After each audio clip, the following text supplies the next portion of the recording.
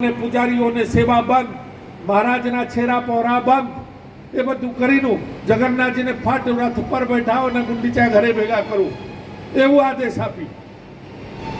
અને જગન્નાથજીએ બતાવી દીધા કે જગન્નાથ બલભદ્રજી બેઠ ગયા રથ પર, સુભદ્રાજી ભાઈ ગઈ રથ પર, પણ જગન્નાથ ભગવાન રથ પર ચડ્યા નહીં એટલે ચડ્યા જ નહીં. સવારેથી 4:30 વાગી ગયો અને ત્યાં 5:15 વાગે સૂર્યાસ્ત થાય છે. આપણી આથી 1-1.5 કલાક પહેલે સૂર્યાસ્ત થાય છે ગુજરાતથી. અને સૂર્યાસ્ત થઈ જાય એટલે રથ પછી હલે નહીં, અને રથ ના હલે તો બધું તકલીફ પડે.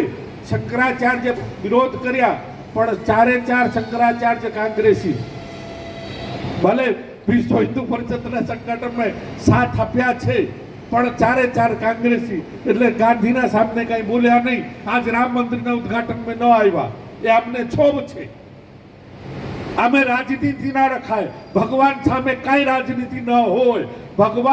ભગવાન છે, સર્વોપરી સત્તા છે, એને ઉપર કોઈ છે જ નથી. તો તે સમયમાં જ્યારે 4:30 વાગ્યા પછી એ ભુવનેશ્વરથી ત્યાંના કલેક્ટર શ્રી અને મહારાજને ફોન પર વાત કર્યા, ત્યારે ફોન જ હતા અને બીજું કંઈ માધ્યમ ન હતા. તે માધ્યમથી એલાન થયો કે જે પૂર્વવત હાલતો હતો એ બધું કરો. પછી મહારાજા આવ્યા અને ભગવાનને સામે લાંબુ દંડવત કરીને, અમારા આંખે જોયેલા, કોઈ વાંચેલા એ સાંભળેલા નહીં, અમારે આંખે જોયેલા. હું પાપુડિયા મઠના મંદિર ઉપર બેઠીને બધું જોતો હતો. હાવ નાના એટલે આ બધું જોવાનું ખૂબ મજા આવતો હતો. હું છે હું નથી.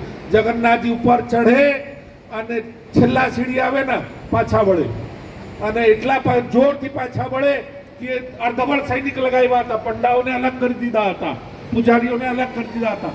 અર્ધબળ સૈનિક મિલિટરી વાળા હતા, એમાંથી 2-4 ને અંગભંગ કરી નાખે. આ બધા ત્રાહિમામ બોલાઈ ગયા હતા. પણ પ્રશાસનના મિલિટરી ચુસ્ત હોય, પ્રશાસનને આદેશને જૂઠવી ન શકે. એટલે પછી મહારાજ જ્યારે દંડવત કરીને ક્ષમા માંગ્યા અને પૂજારીઓને હાથમાં બાગડોર આપ્યા, એ લોકો આવ્યા, ગંગાજળ અને છેરા પહરા મહારાજ કરી પછી જગન્નાથ. તે પહેલા વાર છે જ્યારે પહેલે છેરા પહરા થયા છે, જગન્નાથજી પાછા આવ્યા છે. અને નહીં તો પહેલે જગન્નાથજી બહી જાય પછી છેરા પહોરાનો કાર્યક્રમ થાય. પણ તે વર્ષ પહેલી વાર એવો થયો હતો. મહારાજ આવી ગયા હતા પગે લાગીને જગન્નાથજીના છેરા પહોરા કરવા માટે. પહેલે બલભદ્રથી શરૂ થાય, બલભદ્રજીના શરૂ કર્યા અને પછી આ બાજુ જગન્નાથજી બહી ગયા. આવી રીતે ભગવાન તમે એક પગલા આગે બઢાવો. મહારાજ ઇન્દ્રદમન અર્જુનના વંશજ, અભિમન્યુ પુત્રના પુત્ર, જન્મજયના પરિચિતના ઇન્દ્રદમન એ મંદિર બનાવ્યા છે. ત્યાં પહાડ હતા, નીલ પહાડ ઉપર ગુફામાં ભગવાન બિરાજમાન હતા. તો બહુ મોટી કથાઓ છે, પણ એટલી છે કે એમના વંશજ દિવ્યરાજસિંહજી મહારાજ કાંચીપુરના દીકરીને પસંદ કરી વિવાહ માટે. પણ કાંચીપુર બહુ બળવાન હતા, બહુ સજ્જ હતા.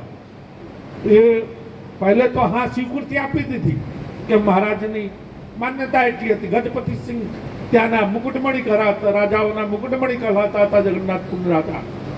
લક્ષ રાજાના મહોડમણી છે, ખોરદા રાજા રાજા લક્ષ રાજાના મહોડમણી મુકુટમણી કરાતા. તો હવે પછી જ્યારે જગન્નાથજીની રથયાત્રા થઈ, આમંત્રણ ગયા, આવ્યા, રાજાને ઝાડુ લગાતા જોયા, સોનાના મુખવાળી ઝાડુ લગાતા જોયા. એટલે એને થયા કે આને દીકરી ન દેવાય, આ તો બહેતરનું કામ કરે. એક તે સમયનું માન્યતા, એક હીન ભાવના રાજાને જાગ્યો. રાજાએ ના પાડી તો હવે ગજપતિ મહારાજના એક જ રાસ્તા રહ્યો.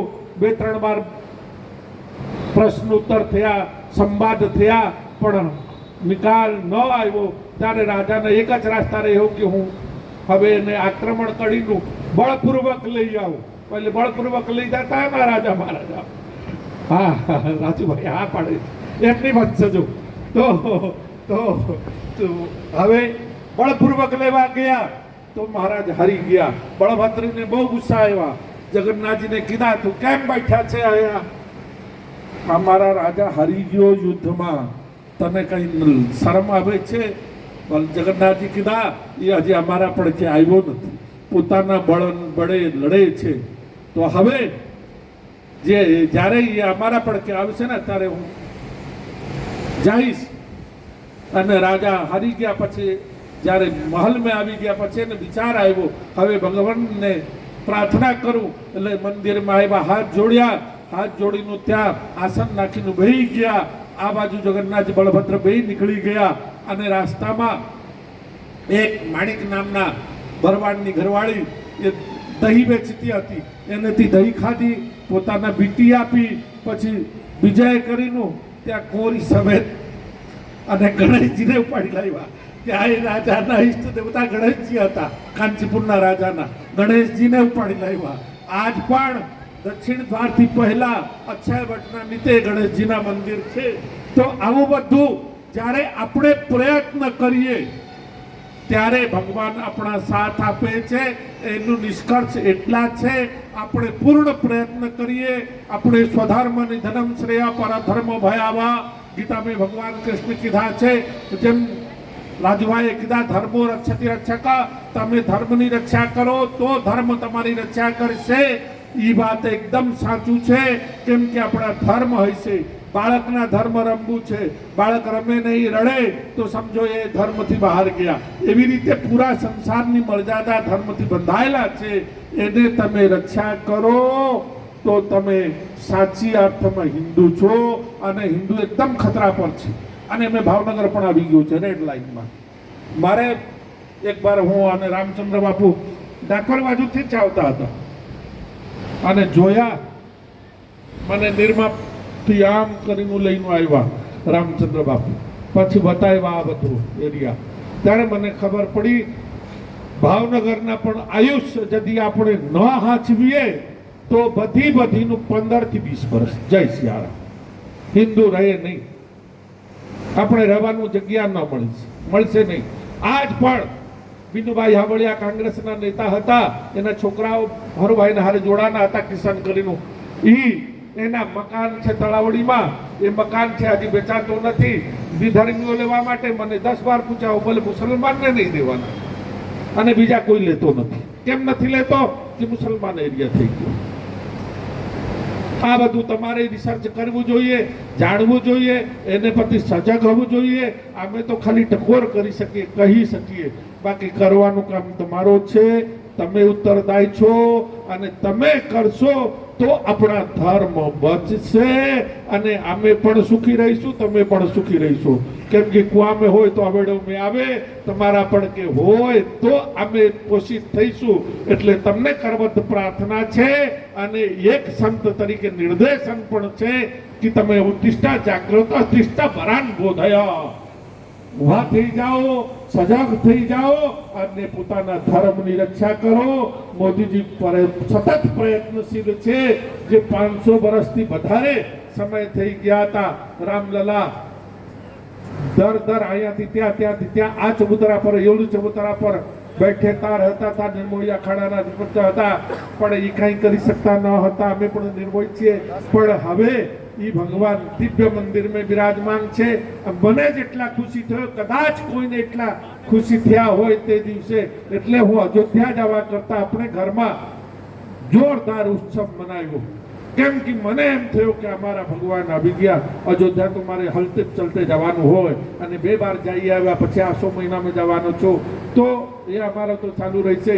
પણ ઉત્સવ આ રામલલા 500 વર્ષ પછી કેવલ એક વ્યક્તિ મોદીજીના ચિંતનના મનનના એની આગવાની. બાકી આપણે બધે પાછળ છીએ જ, આપણે નથી એમ નથી, આપણે બધા પાછળ છીએ. પણ એની સૂઝબૂઝ અને પ્રયત્ન, નહીં તો આ કોઈ સાધારણ વ્યવસ્થા ન હતી. કાશ્મીરના જે મુદ્દો હતો એ સહેલું હતો, પણ રામ મંદિરના મુદ્દા આખા વિશ્વના મુદ્દો હતો.